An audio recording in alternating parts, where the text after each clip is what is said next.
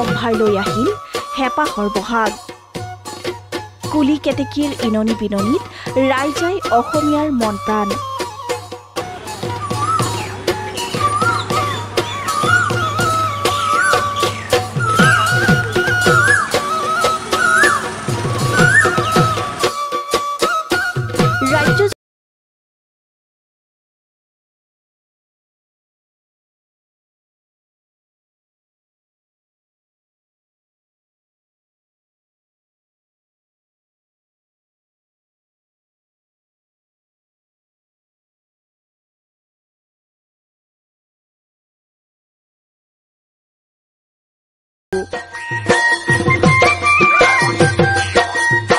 আহি পালেহি অসমীয়াৰ নৱবৰ্ষও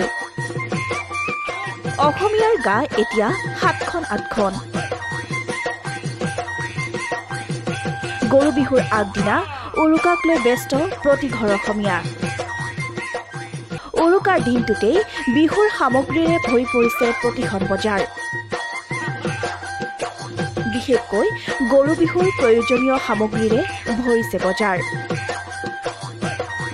বজাৰত আজি লাও বেঙেনা দীঘলতি মাখিয়তি থেকেৰা মাহ হালধিৰ প্ৰয়োভৰ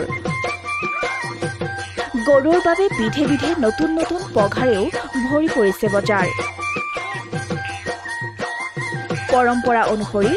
মাহ হালধিৰে গা ধুৱাই লাও বেঙেনা খুৱাই দীঘলতি মাখিয়তিৰে কোবাই নতুন পঘা দিয়া হ'ব গৰুক এইসমূহ প্ৰস্তুতিতে এতিয়া ব্যস্ত হৈ পৰিছে চহা কৃষকসকল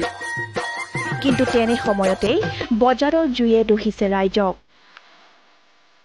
মহঙা হৈছে উৰুকাৰ বজাৰ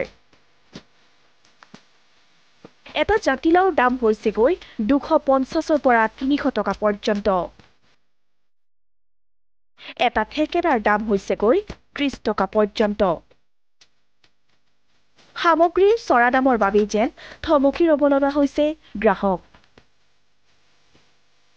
আজি সৰুকাই কাৰণে যিটো গৰু বিহুৰ কাৰণে যিটো থেকেৰা বেঙেনা এইবোৰ লাগে লাও এইবোৰ আজি উঠিব নোৱাৰিছোঁ যিখন দোকানত মই উঠিছোঁ লাও যিখন উঠিছে ৩০০ টকা ১০০ টকা কৈছে কেৰেলা কৈছে বাপৰে কিবা এপোৱাত দাম ৬০ টকা কৈছে এই বজাৰত বহুত দাম এটা দামো নাই বুলি ১০০-১৫০ টকাকৈ লৈছে থেকেৰা কেনেকুৱা ধৰণৰ থেকেৰা আমি ২০ টকা বেচিছোঁ আকৌ অৱশ্যে মূল্যবৃদ্ধিক নেওচি দৈ চিৰা ক্ৰীম গুল কোমল চাউলৰ বিপণীত ভিৰ কৰিছেহি একাংশই ৰঙালীৰ হেঁপাহক বজাৰৰ জুয়ে দহিলেও ৰঙালীক আদৰাত ক্ৰুটি কৰা নাই অসমবাসীয়ে জোহাল ঢেঁকীশালত ব্যস্ত জীয়াৰী বোৱাৰী ঢেঁকীৰ চাবত কঁপিছে গাঁও চুবুৰী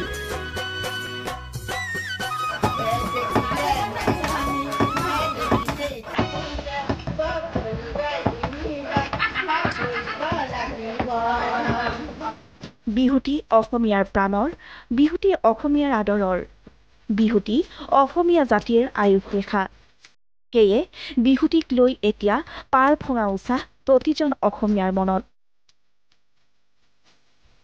নিউজ ডেস্ক ৰিপৰ্ট প্ৰথম খবৰ